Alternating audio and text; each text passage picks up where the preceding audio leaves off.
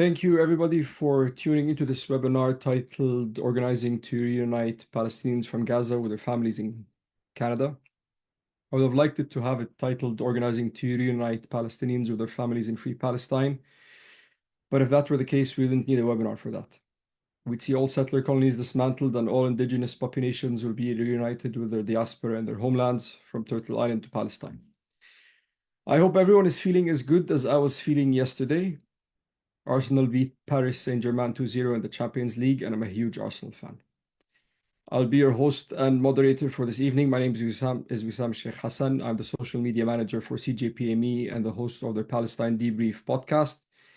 You can find it on all podcast apps. Search for it by name, Palestine Debrief. We have interesting guests and conversations about everything related to Palestine and how it intersects with the political landscape here in Canada and beyond. Couple of things before we begin. This event is recorded and will be posted on all our socials by tomorrow. All cameras and microphones for everyone attending will be turned off for the entirety of this webinar, except of course for the panelists and myself. There's a Q&A section for you to input your questions, and we have allocated time to get to them at the end, also during the conversation if they're relevant. Indicate if your question is directed to anyone of our panelists or myself. You can upvote questions if you're interested in and reply to other people's questions. Please be respectful and constructive in your replies. This webinar is to shed light on Canada's Gaza Reunification program and the extensive failures of this program that has been on the onset. And as I've heard panelists describe it, it was designed to fail at every step of the way. A report that we published at CJPME in September titled Intended to Fail, Systemic Anti-Palestinian Racism and Canada's Gaza Temporary Resident Program examines the way the IRCC failed in this unification program. It analyzes the overtly racist reaction to the program from elected officials, mainstream and right-wing news outlets on social media, and how the program violates the human rights of Palestinians. The report does a comprehensive comparison to past visa programs, analyzes the public policy discussion and government rhetoric, displays the IRCC inadmissibility criteria of this program, and racism across the board in media and otherwise related to the program. The link to the report is posted in the chat. Alex, if you can paste it. I'll invite all panelists to turn their microphone and cameras on.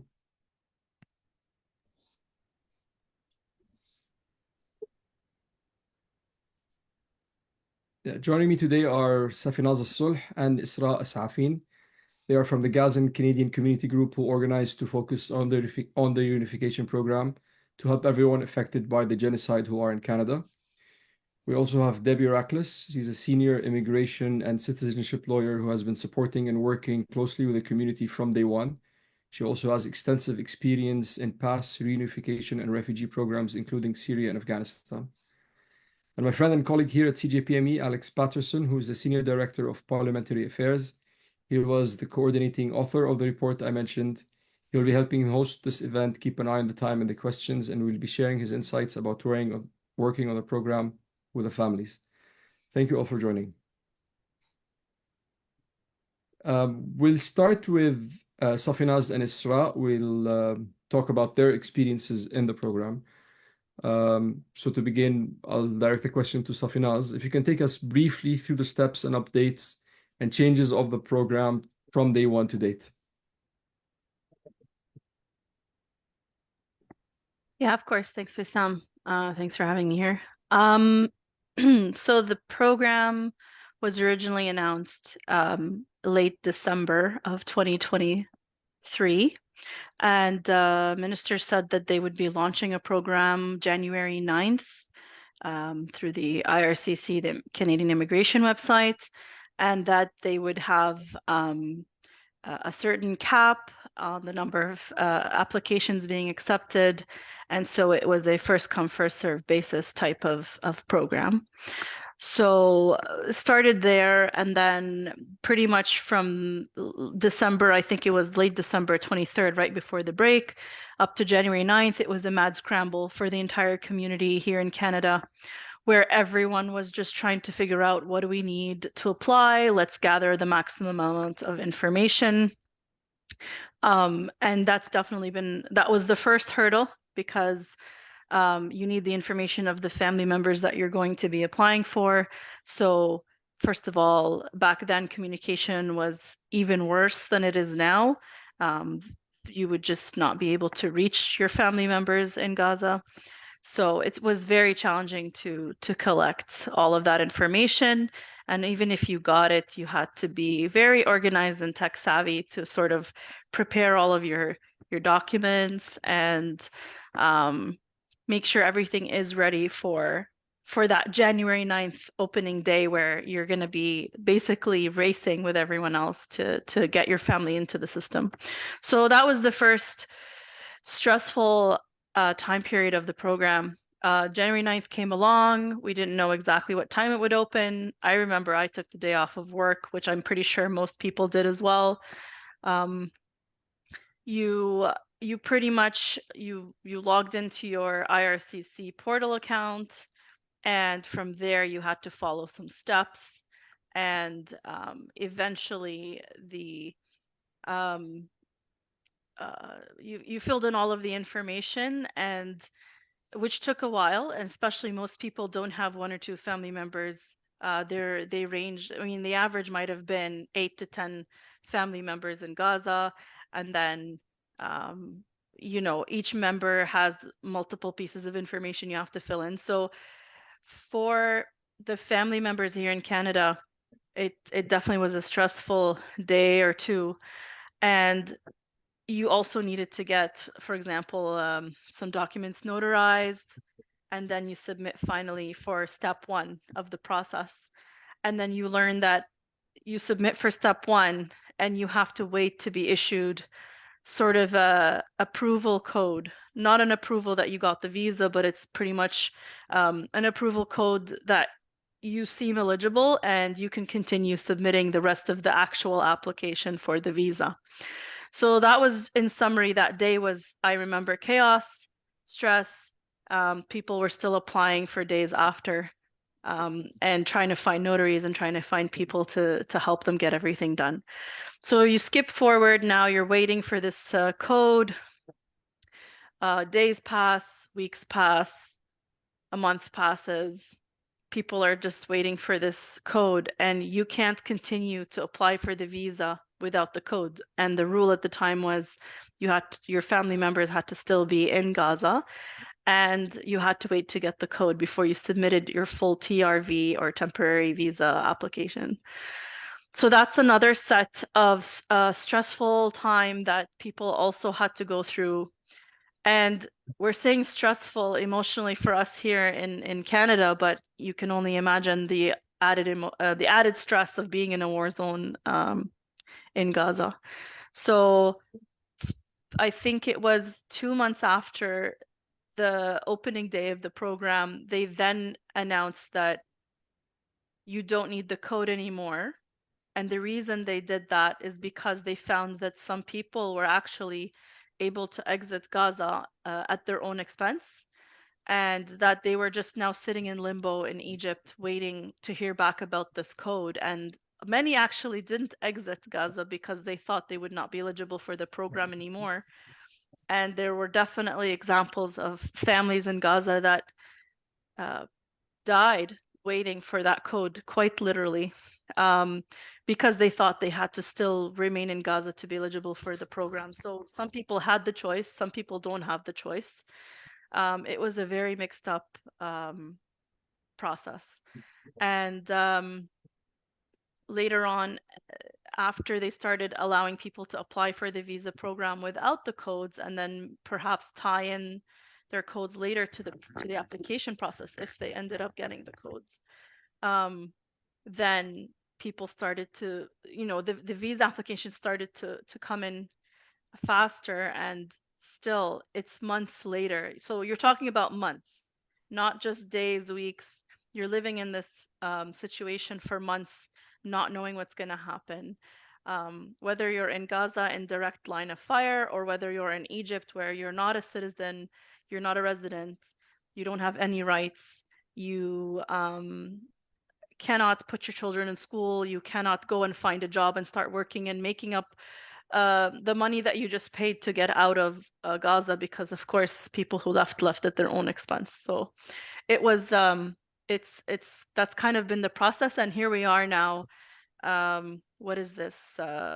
9 months later or more, and from when the program launched, and you have people still waiting for codes, people still stuck in Gaza because the border has been closed for months, and then the people still stuck in Egypt who, whether or not they have the codes, have applied for their visa and now are just waiting for security checks to clear, and the security checks have been taking a very long time. So this is where it's currently at. I think they have less than 300 people have made it in, if I'm not mistaken. Made it to Canada, so Canada, yes. it's around 200 or so people that have made it here. Yeah. I wanted to ask, I'll ask Israa, at what point did you feel that the program was not designed to help Gazans? Oh, since day one, Oh, since day one. unfortunately, since day one, yes. How so? The second I discovered that we need to fill up the statutory declaration form in a specific kind of a PDF that they put at the same day of the announcement, and take that form, notarize it, looking for officials, like legal people to do it. It was in my head, it was like a first obstacle, and then did not understand what is the point of the code phase. Why is the code is there? Why do I have to go through this step? What I visualize, and many other people visualize it too, is like, okay, the portal will be open, we're gonna apply for a visa like normal people, and then we'll wait. So since day one, I saw that it was an obstacle after one. I had a question. So they announced the program in, I think, the end of December, and then they opened it January 9th. January 9th, yes. That's right. Between these two dates, did you have any idea what the requirements are, or it was just? No, we knew that there is some kind of a paper that we have to provide to state that we will be responsible for our families in Canada, but we did not know what is it. And like nothing was open, announced in a clear information until the day of. And all the preparation that you did between December 24th or 23rd and January 9 was pure, Was useless. But it was guesswork, speculation, and imagination on your behalf. Yes.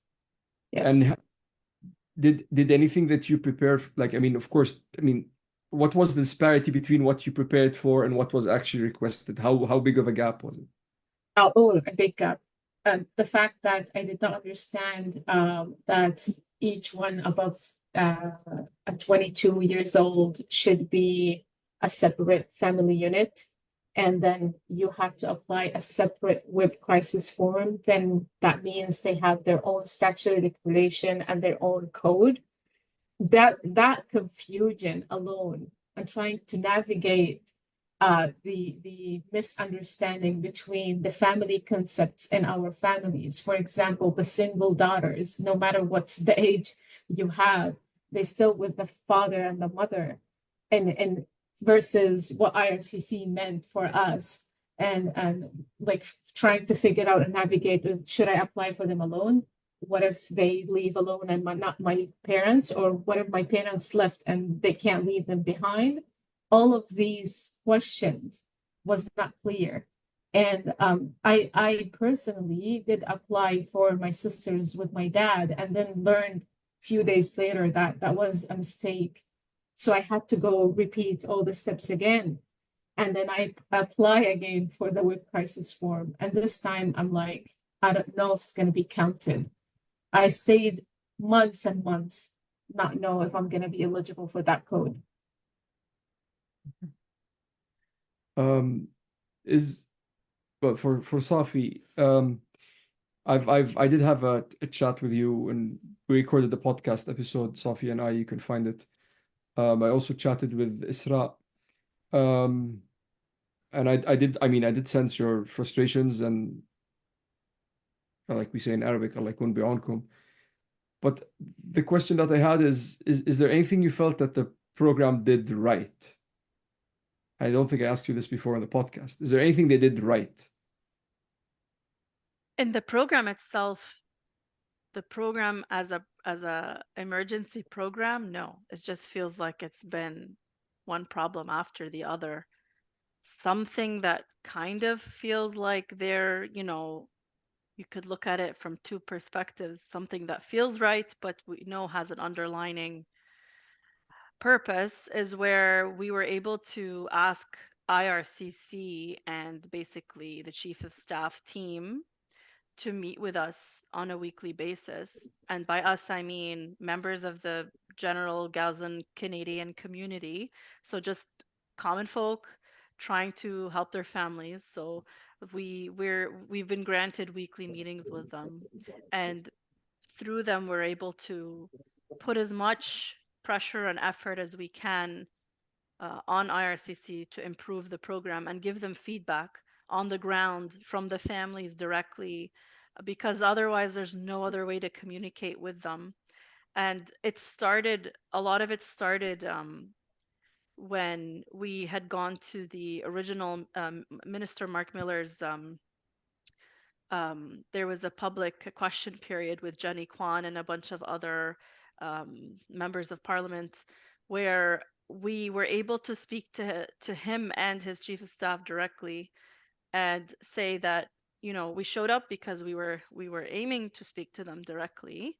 They allowed us to, and we were able to tell them, hey, by the way, this program is not what you think it is. It's not working, and there's flaws, and they don't realize it. They didn't realize it. And so when we started revealing all the issues, they allowed us to do this. So this might have been their one saving grace where they showed, okay, we actually want to try and fix this. But like I said, you can read it from two perspectives where let's try and fix this, but we're not really going to try and fix this. So that's the impression you get after being in contact with them for so many months. Everything takes a very long time.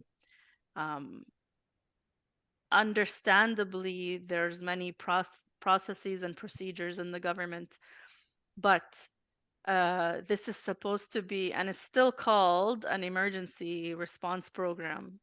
How do you respond to an emergency after 10, 11 months? It's still an emergency.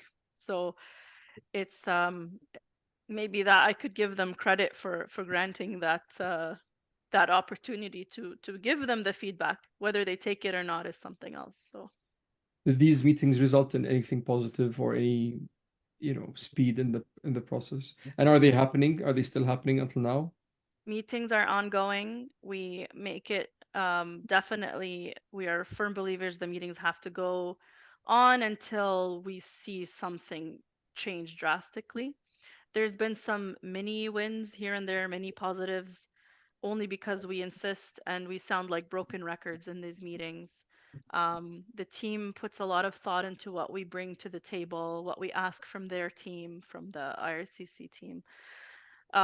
We're able to give them information on the ground and then see how they can use it to respond.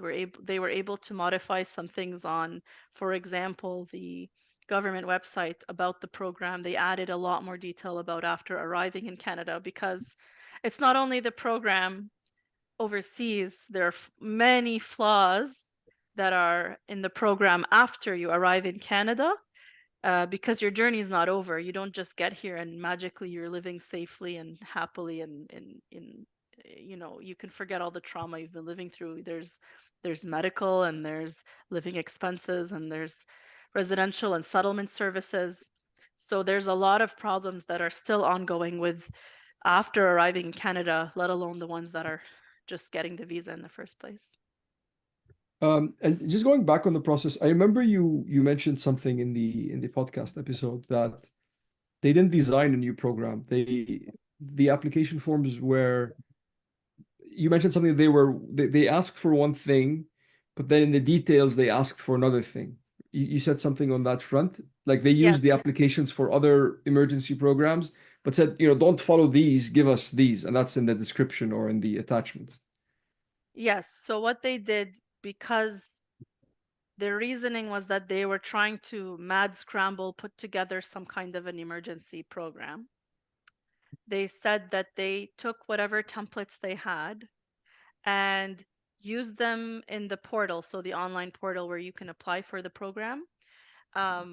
So some of the questions that you're being asked, so they laid out the steps on their landing page on their website, where if you're applying for this Gaza emergency program, you're going to be selecting the following options as you go through the application form. And they explain that well enough on their site, but a lot of it is confusing because if you're reading the form and you don't have these guidelines open side by side, if you're in the slightest not tech savvy, you're basically lost. If you're in you get confused, you don't know exactly what you're supposed to answer in particular fields.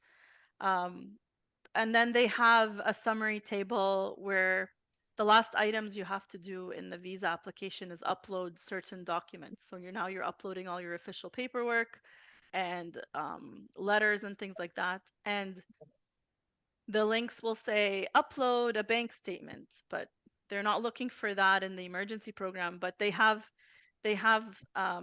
said that when it asks you for this document, you should be uploading this other document. It's still like that, by the way, to this day. So we understand for emergency purposes at the beginning, their reasoning. Why also months later, if the program is still open, have they not corrected this? We don't know either. So it's just a lack of care, a lack of attention to detail to something that is confusing for the general public. I mean, if you're not used to filling in government application forms, you're going to be very lost.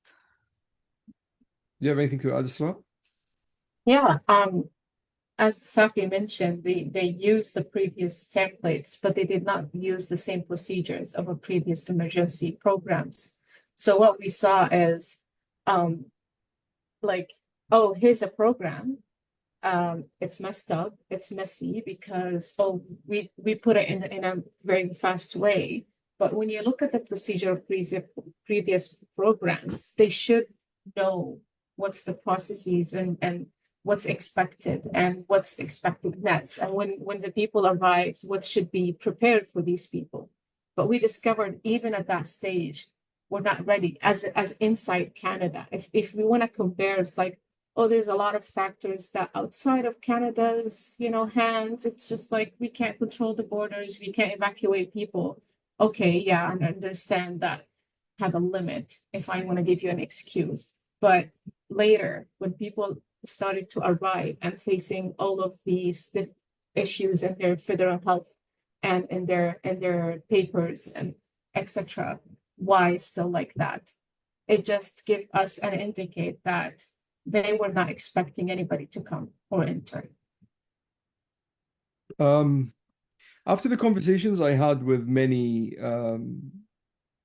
Gazans who are trying to get their family, details of which will be released in a podcast episode later this week, the feeling I got, and maybe you can help me with this, but as a Palestinian, I felt that the program was designed to punish Palestinians.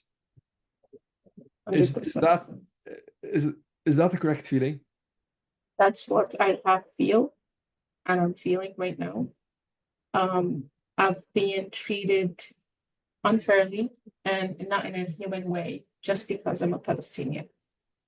I got the indication and the proofs that you're a second citizen as a Canadian, and you're always a suspect because you're a Palestinian. Thank you. Thank you very much for sharing. I want to just, there's a nice question that was asked and answered, but I'll just highlight it here. It says, if they were able to compare what happened with the Gazan families and the Ukrainian evacuation process, as Alex typed out in the report that's on the chat, you can find it. There's a table that clearly describes every single element of the process and how it compares on the Gazan front and the Ukrainian front.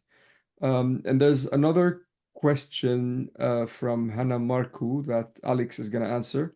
Has the IRCC provided any communication on how they will put pressure on COGAT to allow applicants to exit Gaza? This I think can be answered by Israa or Safinaz. Basically, they're asking, has any pressure been put on Israel to allow people out?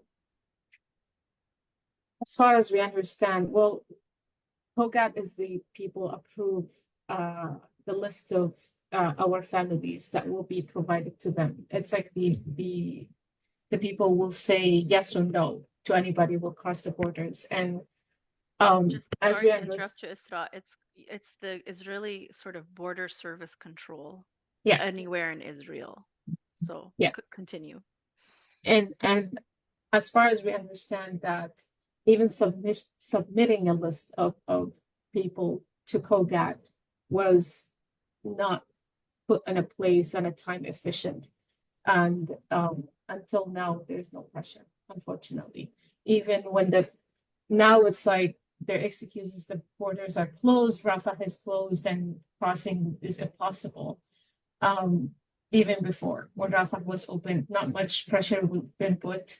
We have been argued back that USA had evacuated people with the same kind of situation as our families, Australia, UAE, Turkey, but Canada couldn't do that for some reason. And we felt that there was a lot of delaying and maybe, if I can call it, careless kind of attitude toward that list.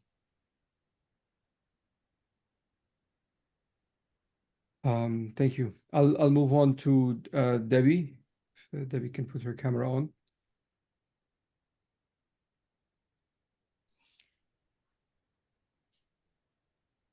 Okay. One moment. Your camera is still off, Debbie, but that's okay. Thanks for joining us today, Debbie. There you go. Thanks. So building on the conversation with Safi and Israa, I think one thing that many people are not aware of is that the majority of the Canadians who are from Gaza, who are trying to bring their families out of a war zone, are refugees.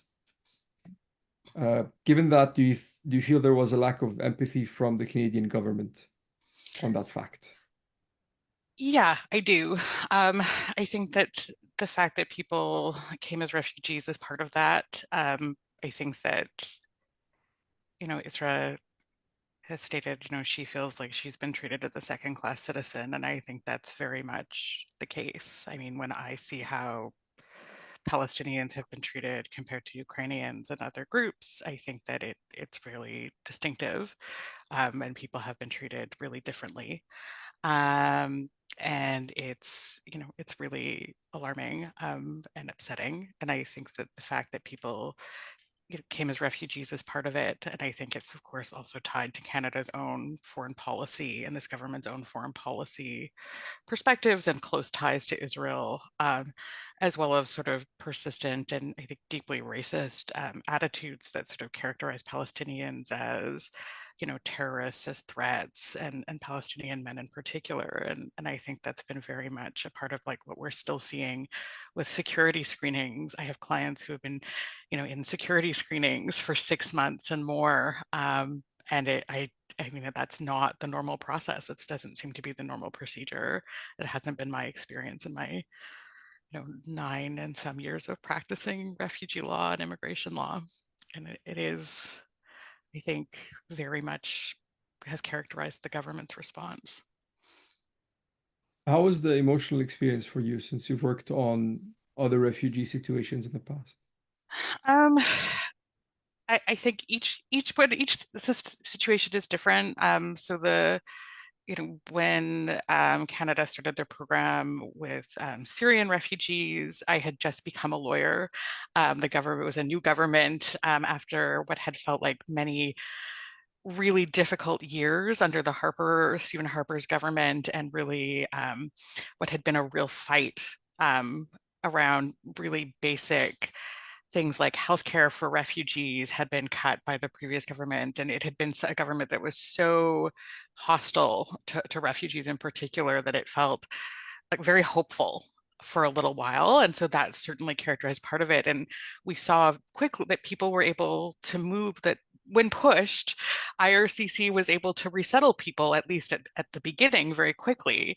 And then that like that initial push where a bunch of people got resettled quickly faded, and we ended up with people sort of in the situation of resettled refugees always, of people waiting years and years to be resettled to Canada through this program.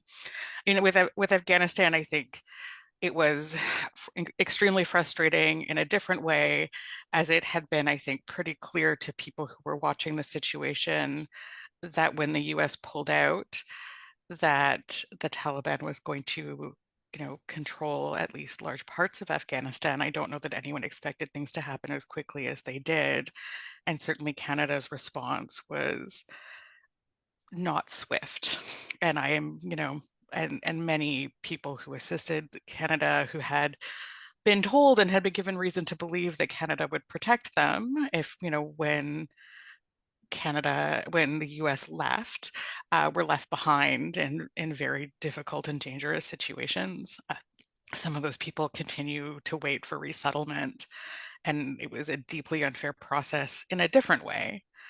And I think what, you know, this, you know, is frustrating, you know, it in itself, for sort of all the reasons that have been identified, right? Especially because we saw with Ukraine again how quickly IRCC was able to move, and a program that was, for Ukrainians, that was very generous, not just in terms of what the services that were, you know, the resettlement, but the services that were available to Ukrainians once they arrived in Canada, including immediate access to provincial and territorial health insurance, which has been denied to people from Gaza, who are given 3 months of healthcare through the interim federal health program. And as you can imagine, many of the people who have arrived, although those numbers are still small, are not in good shape physically. They're not in good shape mentally. They need care, they need support, and they are not necessarily able to get it because, you know, it's just they don't have insurance, or they have insurance for 90 days.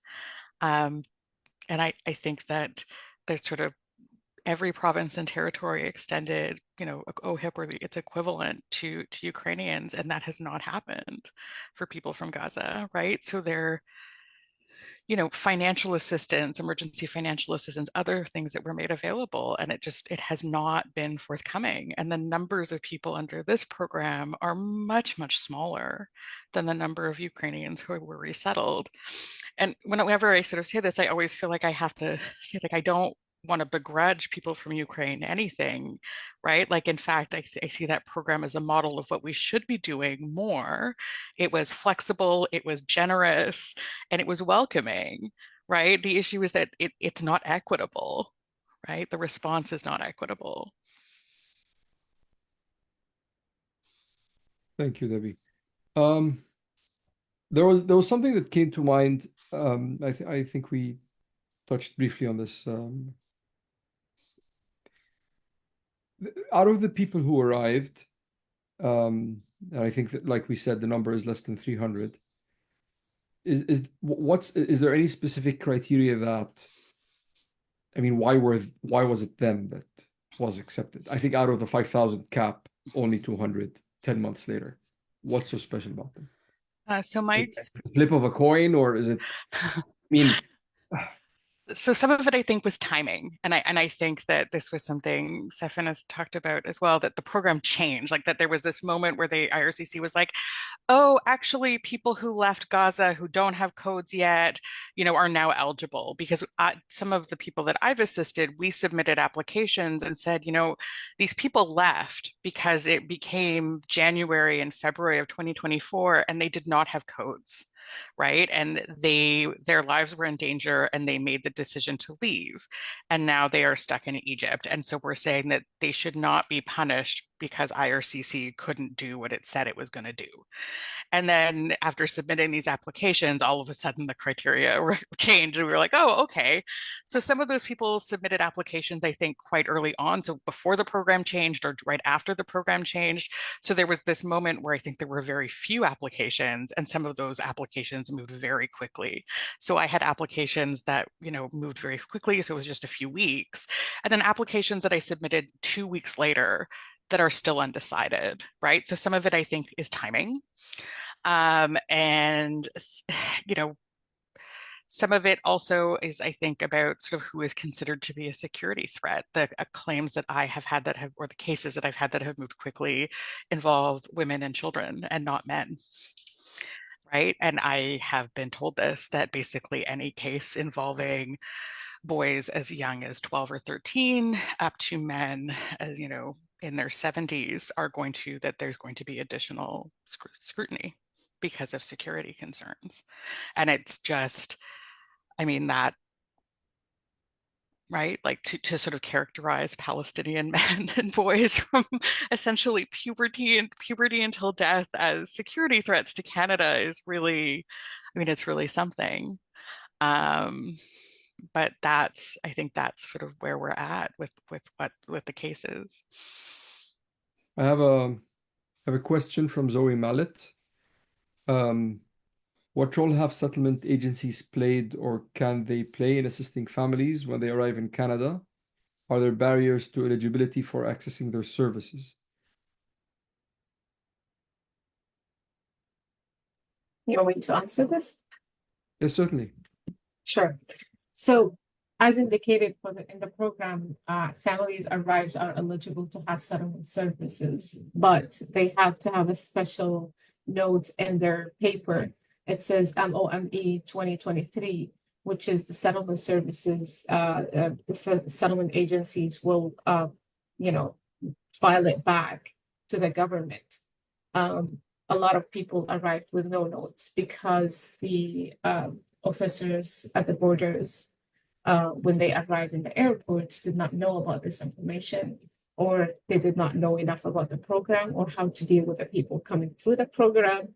So imagine the amount of confusing for these people to discover later that, oh, there's a missing information that should be in my paper and I'm not eligible for language training or other settlement services because of that. Going back to figure out how to get that corrected took them a while. And the settlement services that's been described is the bare minimum. So it's not that much. Most of the efforts will be on the anchor shoulders to take care of them, find a family doctor, take them places, do everything to make them settled in the country. Thank you. The anchor is the Canadian family member that's living in Canada. So they're responsible. You actually sign off in the application to say that you're going to be taking care of everything, at least for the first year, financially and socially and etc. Like, yeah, getting them assimilated. The settlement services Israa spoke about were things just like language support and perhaps finding organizations that might help you find a job or looking up what's available, but it's not really extensive.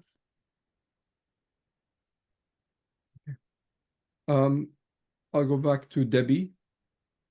So the special immigration measures, it was set up, I think, last 10 years by the IRCC. It was created to serve diaspora communities in Canada. How does the Palestinian experience reflect wider dynamics in the global migration systems? Ooh, that's a big question. So I think one thing to know when we talk about global systems is we are talking about broken systems. So systems that were largely created after the Second World War with the sort of formation of the United Nations and the Refugee Convention, and reflect sort of the politics and the concerns of that time, but also don't account for the number of people who are currently migrating in all of and saying, using the language of migration, to sort of say broadly, so people who are both sort of refugees, and also, through the range of sort of economic migrants and other reasons that people migrate. So we sort of see more people on the move right now than ever before, just in sort of sheer numbers. Many of those people are concentrated from particular countries where there are sort of protracted conflicts. And most of those people never get, are never in a position, many of them never return home, and most of them never get sort of resettled to any kind of place of safety. So Turkey, Lebanon, Jordan, Turkey and Lebanon, Kenya, right, are amongst the countries that host, the largest number of sort of displaced people, as well as the many, many internally displaced people in various sort of places around the world. And I think that in some ways, this program, these sort of special measures are meant to kind of address some of the concerns that Canada does not pull its weight globally in terms of supporting migrants and refugees of various kinds. Because of our geography, it's very, very hard to physically get here. And it's hard to get visas, and it's expensive to get visas, which means that relative to our population, relative to our wealth, we don't do very much. And that's a real problem. And I think that, these programs are also a reflection of the fact that systems that I think were put in place to try and address conflicts, occupations, right? These ideas of these international courts and these international legal system really have failed, right? And I think we're just seeing that what is left is, can we reunify people with their family members? Maybe. And it's pretty sort of in the face of these big global problems where I don't think there's much appetite to fix them or address them. Thank you, Debbie. I have a question for Alex. And as I mentioned, he's the Senior Director of Parliamentary Affairs. Alex, I wanted to ask you, while writing the report, what did you learn about how anti-Palestinian racism is woven into Canada's migration laws and operations? Yeah, so I didn't go in knowing this. I kind of had beginner's mind in doing this report. Obviously, immigration is not my area, nor is it something I have any personal experience with. But what came out really clear for reading the law, reading the way it's been applied in case law to Palestinians, and then seeing those themes and patterns emerge again in the TRV program for Palestinians from Gaza was that Canada has quite a discriminatory approach to Palestinians. And I think it comes down to the way that Canada's admissibility criteria is structured. And it isn't this in every case, but I definitely think Palestinians are treated as suspect by the government right away because Canada, in the way it's written its laws, does not support the Palestinian struggle for self-determination. And in Canada's migration laws, it penalizes anyone who even has a passing relationship to defending Palestinian human rights in Palestine. I think, the thing that defines the difference between, say, the Syrian case and the Afghani case and the Palestinian case, in my mind, from doing the report, was the relationship to U.S. empire and to Zionism. So because Palestinians are seen as an obstacle, and this is the Canadian government talking, not me, to Canada's military ally Israel and Canada's military ally the U.S., they are treated with far more suspicion than even any other kind of Muslim majority population. And I think we see that coming out in the way that the security screening was developed. And you saw it here in kind of the political dynamics when we were looking over the groups that were influencing the decision to increase the security stringency and to who lobbied the government to make it harder for Palestinians to get in. It was, I would say Zionism aligned immigration lawyers who started kind of a front group to push on the immigration laws. And we saw even Israeli citizens who had come to Canada to departures from the Canadian government, then lobbying the Canadian government to not provide those same services to Palestinians and their families to get here. So we saw a stacked deck because of kind of like the overarching history of Canada's relationship to the Palestinian struggle show up specifically in Canada's immigration laws and practice. Thanks, Alex. I have a question. I think it's for Debbie. Have you come across cases where the government can reconsider past refugee applicants from Gaza? I think it's for somebody who fundraised for a family that tried to immigrate to Canada prior to October 7. So it's really going to depend. If they are outside of Canada, generally speaking, Palestinians mostly don't qualify for many of Canada's overseas refugee programs due to, falling under sort of UNRWA versus the UNHCR and sort of various stupid and technical things that have resulted in the exclusion of Palestinians from these programs. So it's good. I think right now it is extremely challenging for Palestinians to come to Canada, even if they do qualify under this program and they are outside of Gaza. Of course, it is very, very hard and taking a very long time. For people who don't qualify for the particular extended family member reunification program, it's essentially impossible unless you're able to kind of find a way under some of the economic migration programs. But I do get a lot of inquiries from people who have left Gaza and who are in Egypt or other places, and mostly I'm not able to give very hopeful responses. If lots of people applying for visas getting refused, and visa processing times through Cairo are abominably slow. So there's sort of no quick solution. But if people get in touch with me, I'm pretty easy to find online and want to get in touch about specific cases. I'm always happy to chat about possible options or try and at least point you in the right direction. Thank you, Debbie. So what needs to be done to change Canada's laws?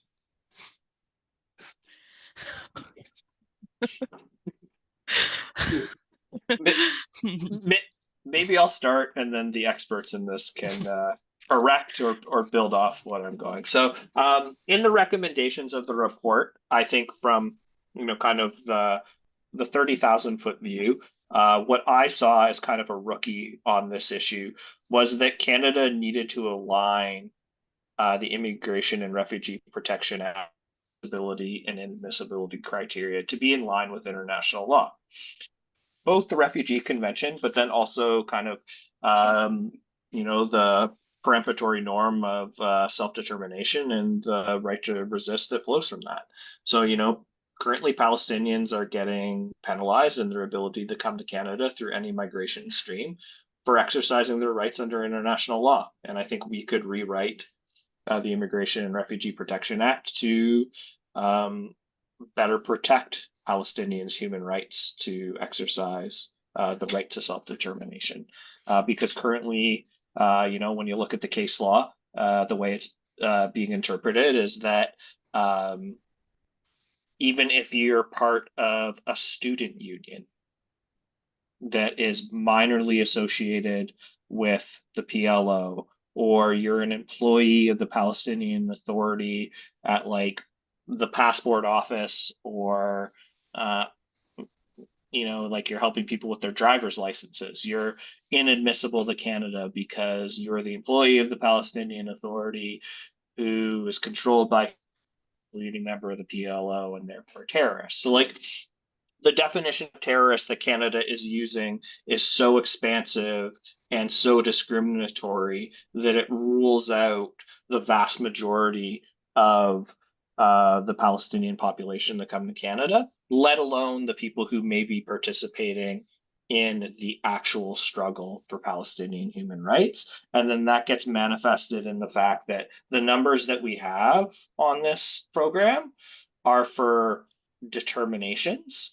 I think there's a whole bunch of applications that are sitting in the queue as undetermined that Canada doesn't want to acknowledge that they've rejected for these very structurally racist reasons. And they're just talking about the success stories of the ones that they have already allowed. Thank you, Alex. Debbie, do you have anything to add to that? Well, man, I don't disagree with much of what you're saying, and I will tell you that the definition, so the issue of membership in a prescribed organization has been litigated for so long, and it has gotten 500 times better in the time that I've been a lawyer than it ever was before. So to give you a sense of how bad it used to be, so now it is still extraordinarily broad. I do work on cases, although for people from other parts of the world as well around this issue of membership. I think many Canadians would be very, very surprised to see some of the organizations that are that are not on official lists of terrorist organizations, but that are considered terrorist organizations by Canada's Immigration Authority, including one of two of the major parties in Bangladesh, including all kinds of organizations that Canada lists idiosyncratically that the United States, United Kingdom, and other sort of close allies do not consider terrorist organizations, and also including organizations that Canada cooperates with in pursuit of foreign policy goals. So the YPG, so those Kurdish fighters who have been fighting the Islamic State. I mean, Canada will provide you with arms and training, but you will be inadmissible to Canada. So this has been, it's a complicated, messy part of the law. And certainly the way it has been applied to Palestinians has been extreme. Right. And I think that Alex is quite correct. But, we have seen progress, but it has not been, has not taken us where we need to get to, I think is, any is sort of where we're at. Certainly with respect to applications that have not been decided, or they say have not been decided that are in queue, immigration has a huge backlog. I think we're currently at about 200,000 cases of various kinds sitting in queues. And I do think we do know that immigration does all kinds of things to massage processing times on their website. So including sending applications back as incomplete for completely bogus reasons in order to avoid having to put them in the processing queue to keep those numbers down and to keep those processing times down. There's all, and I think what, that would lead me to one of the concerns with this program and with all of these programs is there is no accountability with respect to IRCC. There's no transparency. There is almost no way to get information from them, to communicate with people at IRCC, including, decision makers. And it's sort of clear that the example I always use, if I had if I made a mess like this, I would lose my license to practice law. If most people created a program that completely here, my deliverables, and I deliver nothing, there would be a consequence, right? But obviously that's not going to happen here, and that never happens. And even where systemic issues are identified in Canada's immigration system, there is no mechanism to address them, right? And that, I think this program just makes, highlights in so many ways. Like the idea that we have to, that families have to speak to the minister and his chief of staff directly to flag problems and to have them addressed even in a small way doesn't speak well of this organization. Weekly. Yeah, that is not a functioning organization, and it doesn't speak well that this is a governable organization that is meaningfully under control, seemingly of the government. What's happening here? Who's in charge? I think somebody put it's performative. Yeah, somebody put this comment in the Q&A. This is the I think it's for Alex has something to add. Yeah, go ahead, Alex. Yeah, I think also one like little catch to point out as well in terms of the people who have arrived, the government had to create a temporary resident permit for the 1,000 or so people that made it to Egypt. And they've been kind of shoveling all those numbers together between the TRB and the TRP. So staff of IRCC and the embassy gave compassionate grounds visas to the people in Egypt. And then they've been claiming this as a success of the program, but that was the second program set up to correct the failures of the first program. And then they've been claiming it as a success when it's really like so damning that you need to create a second government program to fix the first one, but then it's only been able to deal with, maybe if we're being generous, 20% of the people who came. I just think what IRCC is doing is really padding their stats. And I think that they tried to do this earlier by lumping assisted departures with people who came out through a temporary resident visa. So I just think, I've learned over the course of the year to be very careful in terms of watching how the government is announcing any successes on programs like this, and to always really like dig in and analyze how they're lumping things together. That said, there was something in the questions about how Kerem Salom crossing is open, and we did investigate that, and it's only open to countries fully funding their citizens from leaving. So it doesn't address the family reunification type of program, because obviously a family reunification program is about uniting citizens in Canada with their family that doesn't have another immigration status in Canada. So Israel is still not letting out anyone who isn't a citizen sponsored by the government to like travel on a bus or a taxi or whatever they might get them to Jordan or Egypt from recent conversations with Gisha, the Israeli NGO, just like last week. Thank you, Alex. There's a question. I think we answered this, but I'll just ask it again because I think she probably missed the answer. The one from Palestine Abu Sido. I think it's for Debbie. She said her husband's name was denied on the COGAT list. He was able to evacuate Gaza. Will this denial affect his ability to apply and be issued a visa to Canada? You're on mute, Debbie.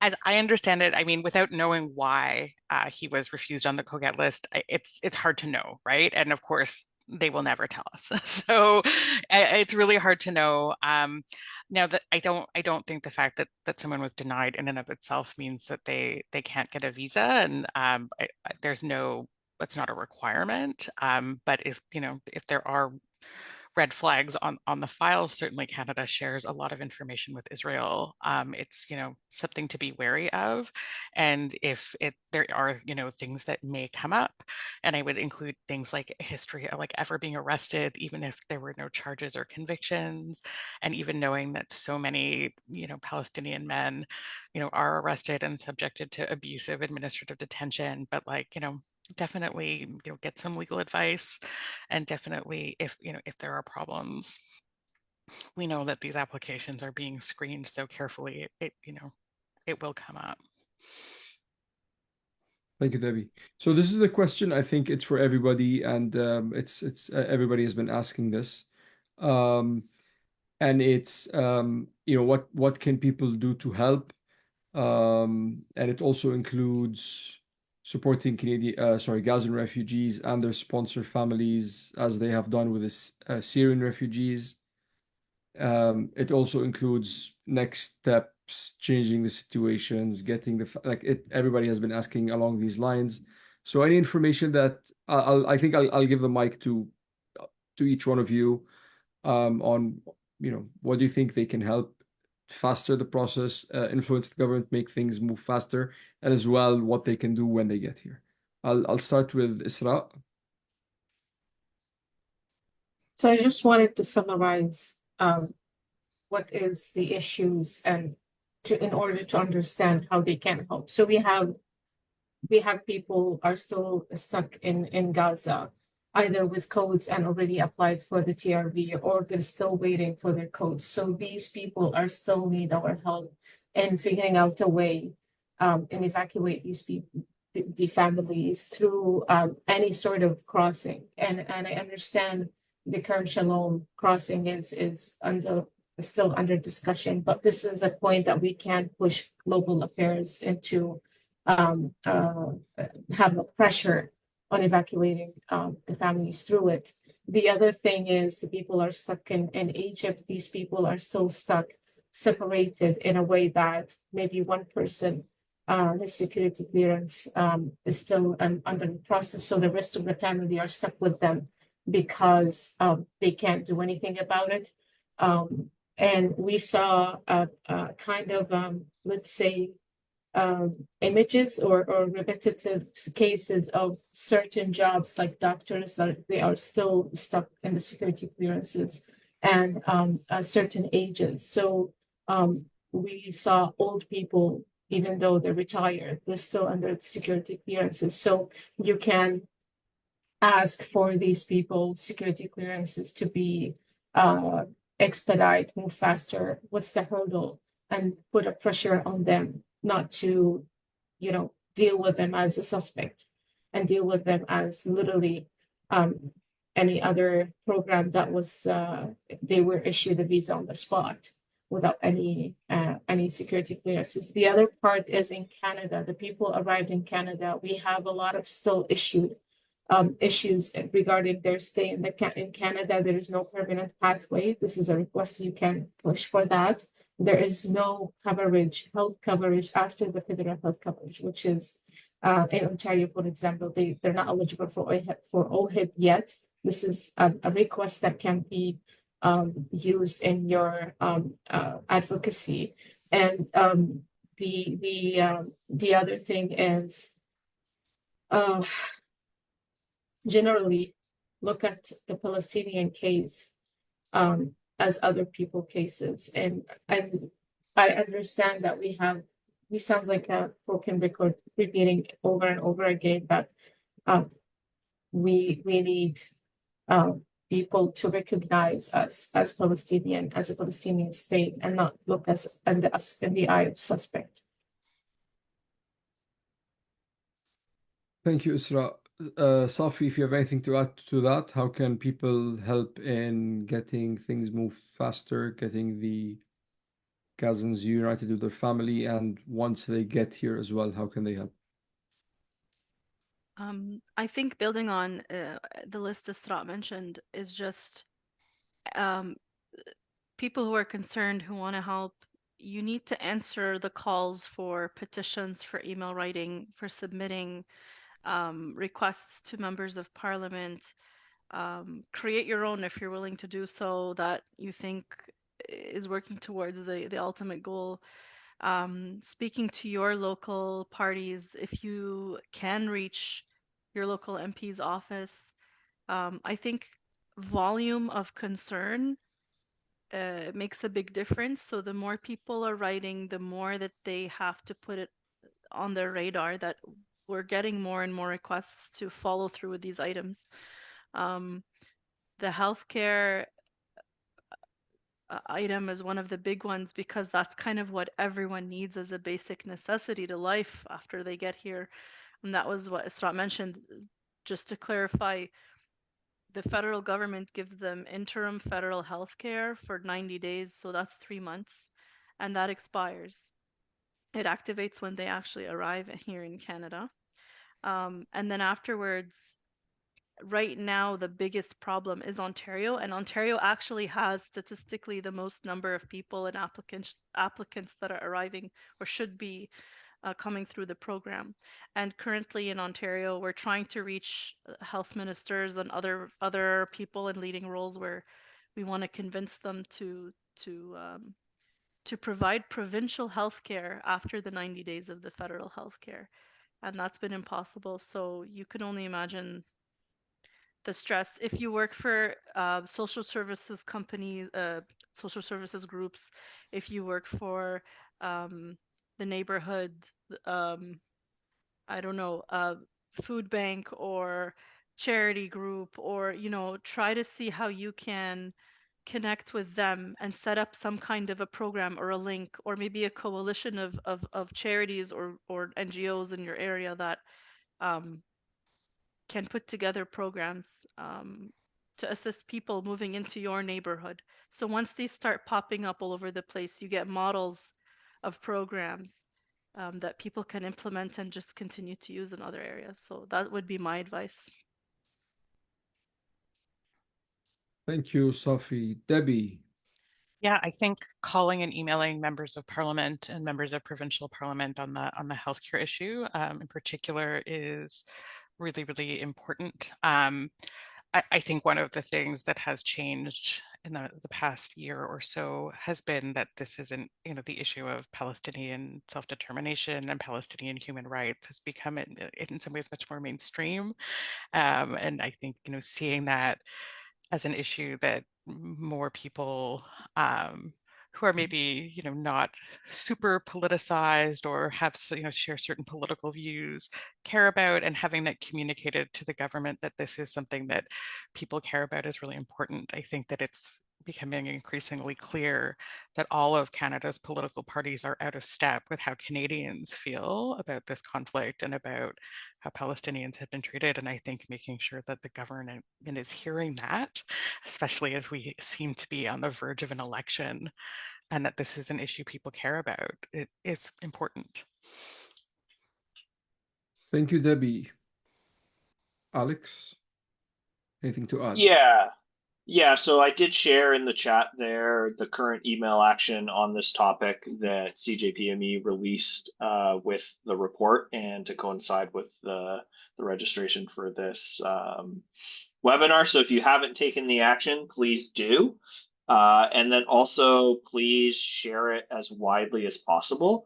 We are going to follow it up with a phone action and do kind of a phones app day in the near future to key parliamentarians as well. I think the other thing to think about is, like, if your